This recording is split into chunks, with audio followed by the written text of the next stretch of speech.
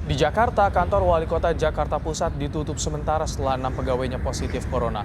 Pelayanan warga dialihkan secara online. Kantor Wali Kota Jakarta Pusat ditutup mulai hari ini sampai Selasa lusa. Selama ditutup, kantor akan disterilisasi dengan disinfektan.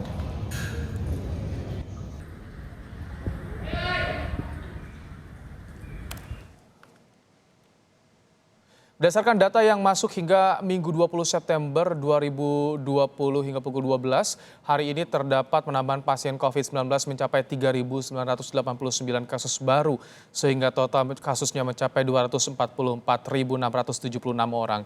Sementara itu tercatat ada penambahan 2.977 pasien COVID yang dinyatakan sembuh. Dengan demikian, total pasien sembuh mencapai 177.327 orang.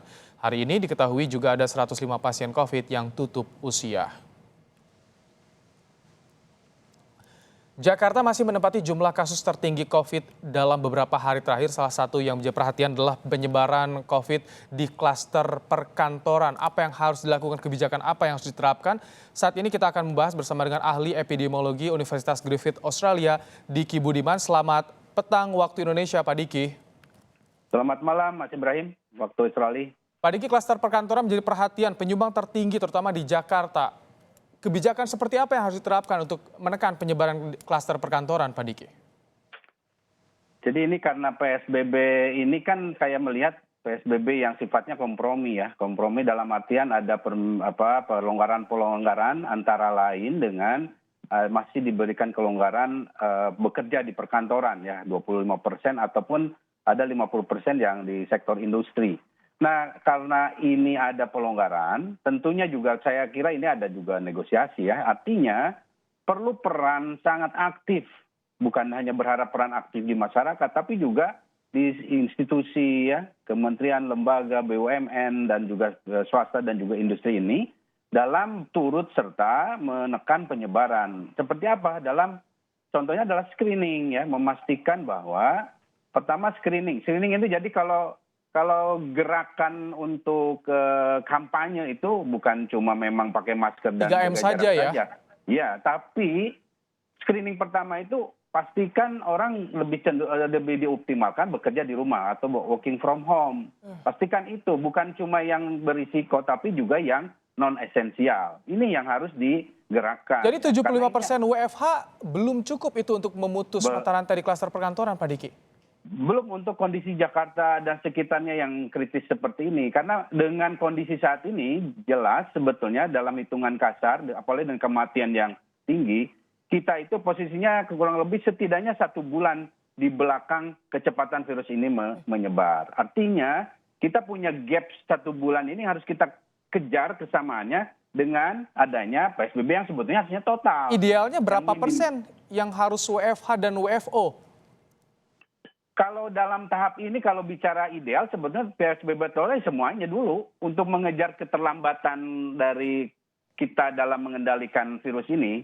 Jadi semuanya harusnya dalam tahap saat ini semuanya total bekerja di rumah. Untuk pelayanan bagaimana, Pak Diki? Itu nanti kecuali yang esensial. Kecuali yang esensial ya. Kecuali yang esensial, kecuali yang misalnya rumah sakit dan segala macam. Tapi untuk yang lain nggak ada toleransi lagi, harusnya 100% pada saat kondisi dengan situasi serius ini, karena kita mau menyamakan kecepatan kita dengan kecepatan virus ini menyebar. Karena dengan adanya gini, dalam satu lokasi misalnya wilayah ada kematian, ya ada angka kematian, apalagi dengan angka kematian yang banyak, artinya dia itu tertinggal di belakang dari kecepatan virus ini menyebar. Ini yang harus kita samakan. Ini yang terjadi di banyak lokasi di dunia ini, sehingga mereka menyamakannya dengan melakukan lockdown untuk optimalisasi Pak Diki, utama. Selain rendahnya kesadaran soal pentingnya WFH, juga bagaimana pengawasan dari pemerintah untuk klaster perkantoran? Kami sempat bertanya, hanya 100 personel yang bisa mengawasi 79.000 kantor di Jakarta, Pak Diki.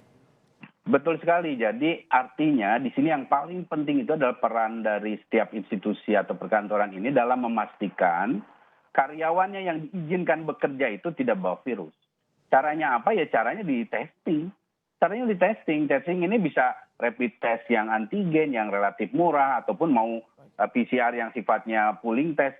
Karena mau tidak mau untuk mengetahui bahwa orang itu bawa virus atau tidak kan di testing. Jadi sekarang prioritas testing untuk ini tes penting. masif difokuskan terlebih dahulu untuk kantor. Betul, betul. Jadi orang yang pergi dari rumah ini, yang bekerja ini, pergi dari rumah pakai kendaraan umum, pakai KRL atau pakai busway dan segala macam ini, sudah kita pastikan dia tidak bawa virus. Ya. Sehingga ini semua, karena gini, 25% kalau dikalikan banyak kantor kan banyak banget. Ini bisa ratusan ribu dan orang ini, jangankan banyak orang ya Mas Ibrahim. Pandemi ini dimulai dari satu orang, Mas Ibrahim. Bukan dari banyak orang. Satu orang ini bisa jadi sekarang 30 juta orang. Nah, sama halnya dengan satu daerah yang sudah terkendali, ya cukup satu orang juga yang dalam tanda kutip mau bandel ataupun dia terinfeksi tapi tidak terdeteksi, itu cukup untuk membuat satu daerah bisa meledak lagi. Jadi artinya pergerakan orang yang banyak pegawai ini, pastikan mereka tidak bawa virus. Itu satu strategi yang harus dilakukan, tidak ada lain. Dan PCR harga mahal bukan jadi masalah karena ada banyak solusi lain untuk itu. Sehingga ketika dia melakukan upaya pencegahan lainnya dalam bentuk 3M dan lain sebagainya, kemudian ventilasi juga misalnya dalam tanda kutip kurang mendukung, tapi karena dia sudah dipastikan dia itu tidak bawa virus, upaya-upaya yang lainnya itu akan menjadi semakin bersifat mendukung saja. Jadi yang sifatnya 3M ya, bekerja di rumah dan segala macam itu berdiri di atas fondasi testing tracing yang optimal. Baik. Sekarang yang menjadi perhatian bagaimana menekan penyebaran di klaster perkantoran. Tadi Anda sampaikan beberapa saran termasuk bagaimana kampanye WFH. Jangan hanya 25% yang WFO tapi lebih dikurangin lagi untuk bisa menekannya. Terima kasih Pak Diki telah bergabung bersama kami di Kompas Petang.